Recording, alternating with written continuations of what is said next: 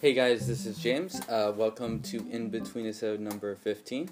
So today, ironically enough, well, I guess this is not the reason why it's ironic, but we have a Crimson Lotus Tea production. So this is the first time we're bringing them onto the show where we don't actually have them here. And so this is a Changtai Yuan, Nian, Shu Tool Cha. It's 11 years old, or 12 years old now, I guess, 2003, and this was actually sent to us. We didn't get this ourselves, but this was sent to us by one of our viewers, Brian. A big thanks to Brian, who actually bought it, had it shipped out to wherever Brian is from, elsewhere in the United States, and then he thought it was an interesting enough tea that he sent it back our way. So I had this yesterday. I thought it was quite good, and so I'm going to have it again. And so one thing about Brian, I'll say, is not only to being a very nice guy and sending this tea over here, he also shares very similar tastes to myself in a lot of ways. We both really like the more, I guess, humid storage, and it doesn't necessarily mean like super humid, but teas that have been accelerated a little bit in their maturation. And so this tea was stored in Xishuangbanna, which is, of course, where it was also grown, supposedly. And Xishuangbanna has a much more hot and humid climate compared with somewhere like Kunming. So the storage is actually, this tea is actually quite mature. And so when I was talking to Glenn a little bit last night on Facebook, he had mentioned that it was a interesting comparison to the white whale. And so I actually brewed the white whale this morning. I would say that they are at a very similar sort of point in their, just sort of biologically speaking. Okay, so we are going to get started. So I brewed this a couple times already, and so as the case with a lot of these tool chas is the leaves are pretty small, at least at this point. You kind of got to break them up quite a bit just to just in order to brew this guy and get a consistent brew out of it. Alright, so here is the third steep. And so you'll see it's brewing up a really nice red. And I'll give you guys a look at the wet leaf after we're done, but the leaves are quite dark. They're lightening up, of course, as I brew a little bit. And you can have a good look at the liqueur right there. I don't think my cha hai is too dirty at this point. I should probably clean it. But a couple points. So this is from 2003. So anyone that becomes really familiar with Pu'erh starts to learn that there are a couple years that are major turning points for Pu'erh. So for instance, 2003 to 2004 is a big sort of shift, especially for some of the big factories like Munghai, Tea Factory Dai, or Shaguan, and I think the same could probably be said to be true for operations like Changtai. And the reason being, demand really spiked in 2004, and so as any good drug lord or drug dealer will tell you, what happens when demand spikes, you got to raise the supply. And so in order to raise the supply, they basically cut the product. So the product had a significant decrease in quality in a lot of ways from 2003 to 2004. So as a result, you're going to kind of see these big price jumps as you go from certain years to certain years for certain factories and individual productions. In other words, the 2003 7542, for instance, might not be anywhere close to the same thing as the 2004 752.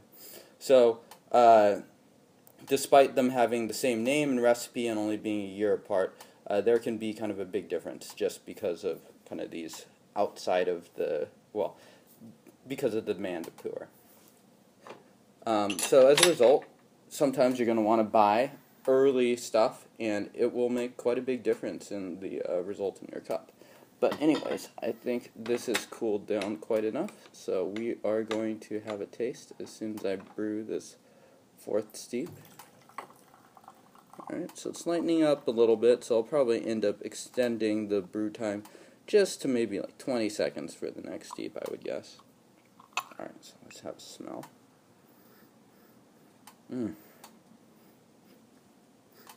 So it has a really nice smell. I think it smells a lot like lychees is the example I was giving to my girlfriend before we started. A really nice, slightly fruity smell. And let's have a taste.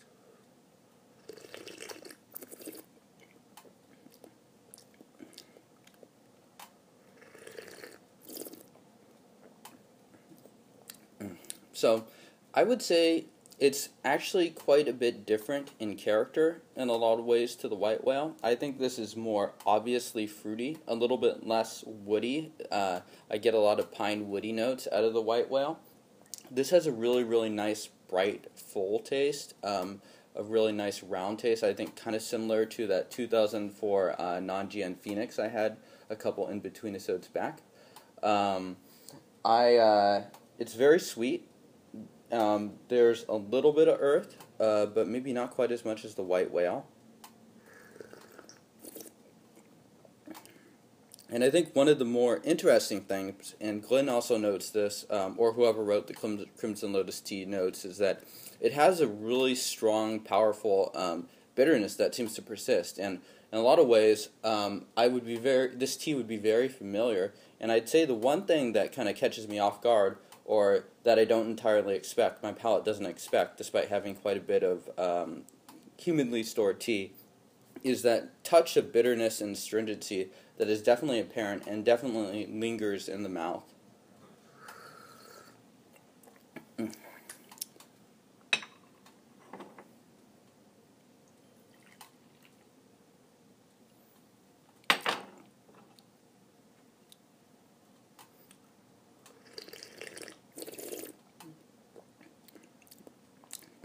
So it's still quite good. It's pretty similar to the previous steep. So yeah, I would definitely recommend this tea for people that are interested in sort of these more these different types of storage. I think this is probably a pretty good example of Xishuangbanna storage. Another thing to keep into mind is that these tools are really, really compressed, and so that's also going to affect the maturation of the tea. For instance, if you had a very loosely compressed tea, like a lot of what Western vendors tend to do, I think Crimson Lotus loosely compresses their tea. Yuan sourcing does, and so those teas would age even quicker than this tool. And I think one last interesting thing, and I haven't had a chance to try this tea, offers a different tool. I think it's the Memorial tool that has had the same storage.